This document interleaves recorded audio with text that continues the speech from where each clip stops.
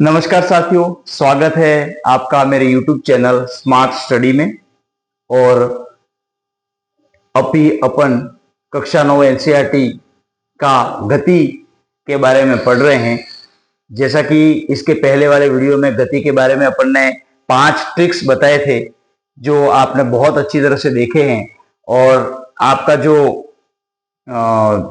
आप जो अच्छा हमको सहयोग दे रहे हैं इसके लिए बहुत बहुत धन्यवाद। मेरे चैनल को सब्सक्राइब कीजिए, बेल आइकन को दबाइए और अधिक से अधिक वीडियो को शेयर कीजिए साथियों। अब यहाँ पर हम बात करेंगे, जैसे साथियों कि आपने देखा होगा कि अपन गति के बारे में पढ़ रहे हैं और कक्षा 90 में गति के बारे में अपन ने देखा कि गति अलग अलग प्रकार की होती है, समान असमान गति भी होती है। और गति के अनेक प्रकार है, वर्तुल प्रकार है, सरल रेखीय गति जो होती है उसमें। तो यहाँ पर अलग अलग प्रकार के निर्देश बिंदु अपन ने देखे थे। निर्देश बिंदु के सापेक्ष गति क्या होती है, मूल बिंदु के सापेक्ष गति क्या होती है।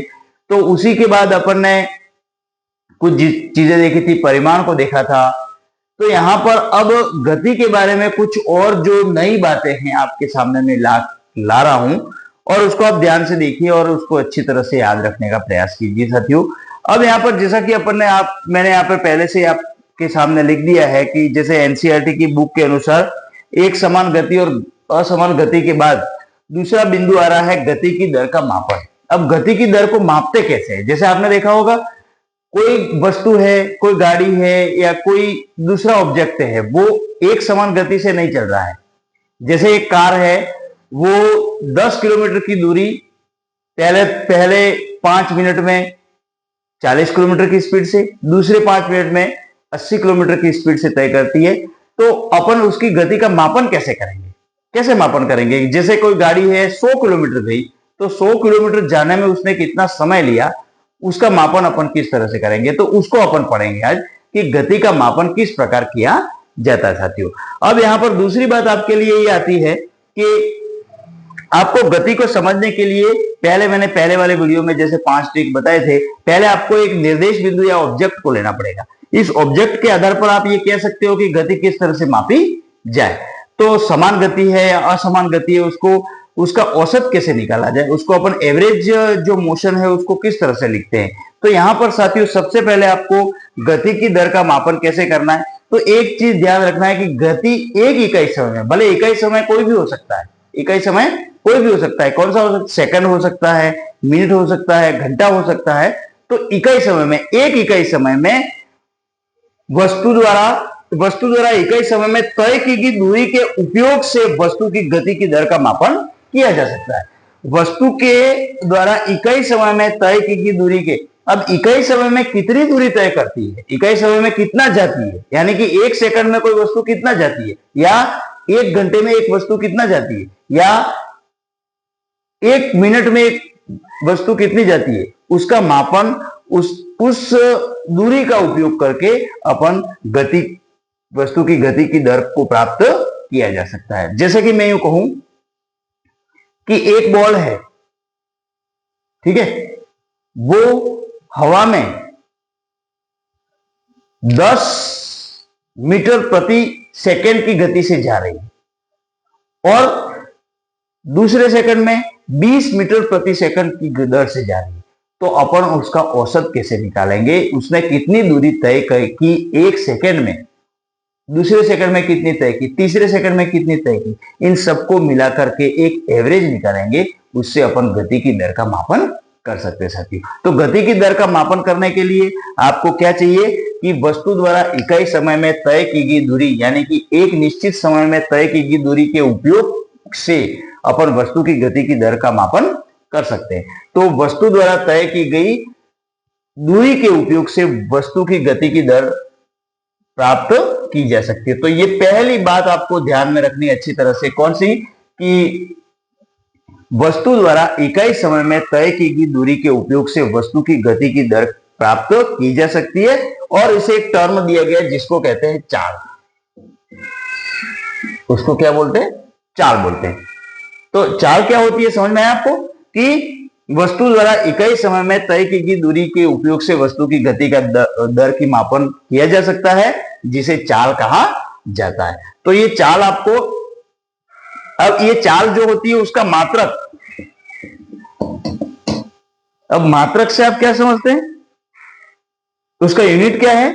जैसे कि आप छोटी कक्षाओं में पढ़ते हैं, बड़ी कक्षाओं में पढ़ते हैं, तो मात्रक किसी भी भौतिक राशि को मापने के लिए उसका मात्रक उपयोग किया जाता है। अगर मात्रक नहीं है तो आप उसको सही तरह से व्याख्या नहीं कर पाओगे। बिल्कुल आपके दिमाग में संशय रहेगा कि ये क्या कह रहा है। जैसे मैं कहूं कि राम का वजन 50 है। कितना है? राम का वजन 50 है। अब 50 वजन क्या है?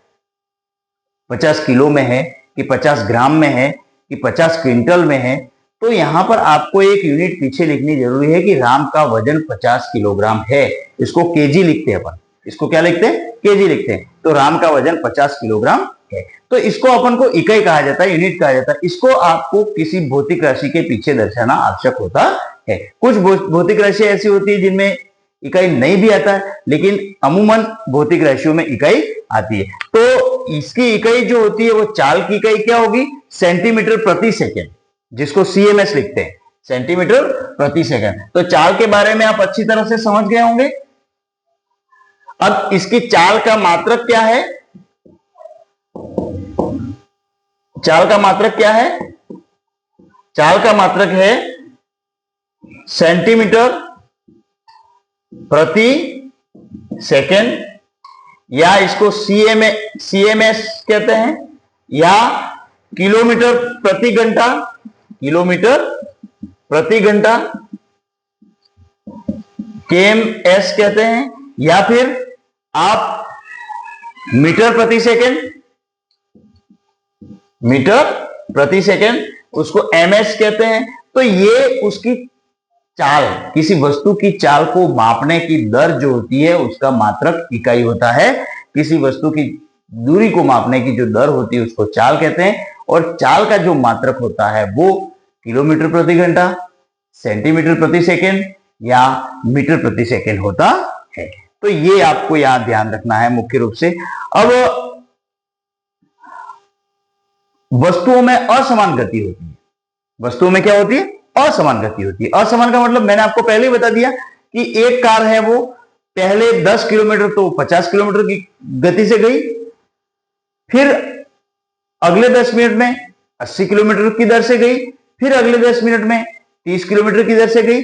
तो इन सबको अपन कैसे मापेंगे? इन सबको मापने के लिए औसत चाल का उपयोग किया जाता है। तो असमान वस्तुओं की असमान गति के कारण वस्तुओं की गति की दर को औसत चाल कहते हैं। औसत चाल का मतलब क्या होगा? अब यहां पर चाल के बारे में आप समझ गए हो। अब आता है औसत चाल।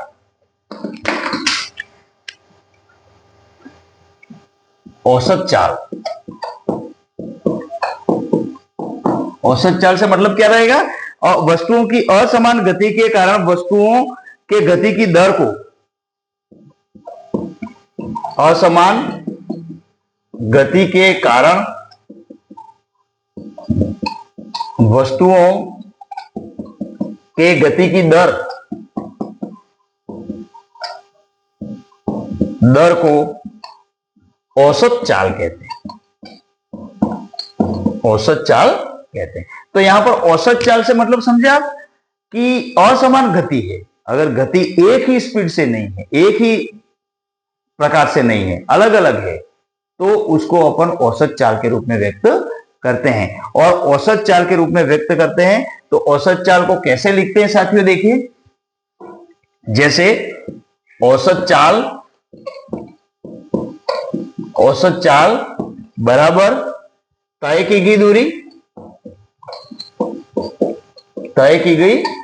दूरी बटे कुल समयावधि,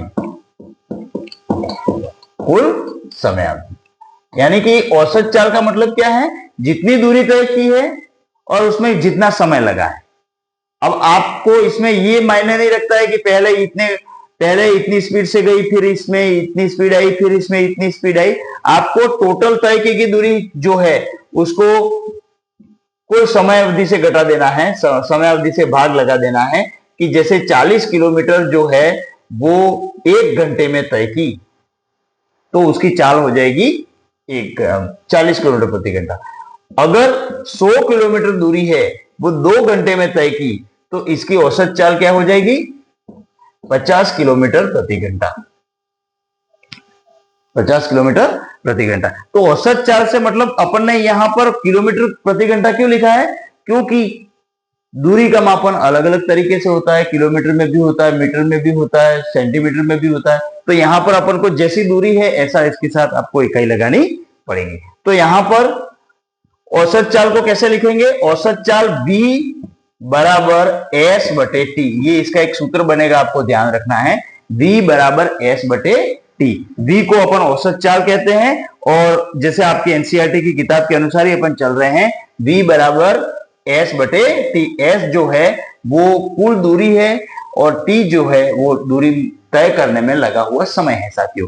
तो यहां पर औसत चाल के बारे में आपको अच्छी तरह से मालूम पड़ गया कि औसत चाल क्या होता है और औसत चाल को अपन कैसे निकालते हैं। जैसे मैं आपको एक एग्जांपल के द्वारा समझाऊंगा। यहाँ पे एक एग्जांपल आपको बता देते हैं। देखिए, जैसे इसमें इस तरह के क्वेश्चन भी आते हैं, न्यूमेरिकल भी आते हैं। तो न्यूमेरिकल को आप किस तरह, जैसे आपके इस एनसीईआरटी की बुक में ही दिया हुआ है, एक वस्तु 16 मीटर की दूरी, एक वस्तु है 16 मीटर की दूरी 4 सेकंड में, 16 मीटर की दूरी कितने सेकंड में तय कर रही है? 4 सेकंड में। और पुनः 16 मीटर की दूरी जो है वो 2 सेकंड में तय करती है, 2 सेकंड में तय करती है। तो वस्तु की औसत चाल बताइए, वस्तु की औसत चाल बताइए। तो आप बता सकते हैं, बहुत इजी है। दूरी कितनी तय की है? 16 किलोमीटर। तो 16 मीटर और 16 मीटर ये दूरी तय की है। और इसके अंदर समय कितना लगा है? एक तो 4 सेकंड लगा है, एक 2 सेकंड लगा है। तो भागित बटे 4 सेकंड प्लस 2 सेकंड, ये दोनों आ जाएंगे। तो इसका कितना हो जाएगा? देखिए, 32 मीटर बटे 4 और 2 6 सेकंड। तो यहां पर कितना आ जाएगा? इसकी दूरी 5.33 मीटर सेकेंड। ये उसका आंसर आ जाएगा। कितना आ जाएगा? 5.33 मीटर प्रति सेकंड। यानी कि 1 सेकंड में 5 मीटर और 33 सेकंड उसने दूरी तय की है। तो ये उसकी क्या हो जाएगी? औसत चाल हो जाएगी। तो चाल को अपन किससे निकालते हैं? औसत चाल से एवरेज जो स्पीड होती है उससे इसको निकाला जाता है। और ये आपको ये मुख्य रूप से ध्यान रखना है। तो गति का मापन कैसे करेंगे साथियों? गति का मापन करने के लिए अपने पास कुल कितनी दूरी तय की गई है उसको समय के साथ विभाजित करने से आपके चाल प्राप्त हो जाएगी। इसको चाल बोलते हैं, याद रखना अच्छी तरह से, इसको चाल बोला जाता है साथियों। अब यहां पर दूसरी बात आती है, इसको चाल बोला जाता है। अब यहां पर इसके आपके दूसरा बिंदु आ रहा है जिसका नाम है, और अगर व्यापक तरीके से समझा जाए चाल को या दूरी को, और अधिक व्यापक समझा जाए, जैसे मैं यूं कहूं कि जो वस्तु है वह कितनी दूरी तय करती है वो तो मायने रखती है, अपन ने कह दिया चाल है उसकी, ठीक है। एवरेज कितनी दूरी तय करती है वो उसकी चाल है। लेकिन उसके साथ अगर और ज्यादा डीप में जाए अपन, तो वस्तु कितनी दूरी तय करती है वो तो है ही, लेकिन उसके साथ साथ वस्तु किस दिशा में जा रही है उसके साथ दिशा भी इन्वॉल्व हो जाएगी। उसके साथ क्या इन्वॉल्व हो जाएगी? दिशा भी इन्वॉल्व हो जाएगी। तो यहां पर दिशा के चाल, दिशा के साथ चाल, दिशा के साथ चाल, दिशा के साथ चाल। तो यहां पर आपको यह ध्यान रखना है कि वह राशि जो इन दोनों पक्षों को उजागर करे या बताए, जैसे कि चाल के साथ साथ, चाल के साथ साथ, चाल के साथ साथ दिशा भी बताए। चाल के साथ साथ क्या बताए?